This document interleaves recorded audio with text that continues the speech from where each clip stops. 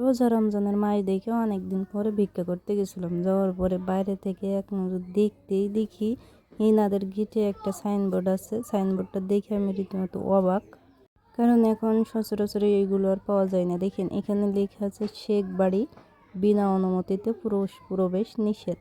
তো বিষয়টা আমার দেখে ভালোই লাগলো, কিন্তু পরে আমি যা দেখলাম বাড়ির গেটটা দেখেন, গেটটা এমন, আমি ভাবছিলাম যে ভিক্ষা করতে আসছে রমজান মাসে, এই বাড়ি হয়তো অনেক বড় লোক মানুষজন আছে, তো যাই ভিতরে যাই। যাওয়ার পরে গেটটা দেখে আমি তো অবাক একবারে। আমি গেটটা খুলে যেই না ভিতরে গেলাম, আমি তো সেই একটা টাস্কি খাইছি। দেখেন এই পাশে ছাগলে কি করে রাখছে, বাড়িঘর তো দেখেন। এই যে গেট, এটা হচ্ছে মূল গেট। এইটা হচ্ছে আপনার এখানে সম্ভবত এনারা রাতে দিয়ে রাখে, আর দিনের বেলা এটা খোলা রাখে।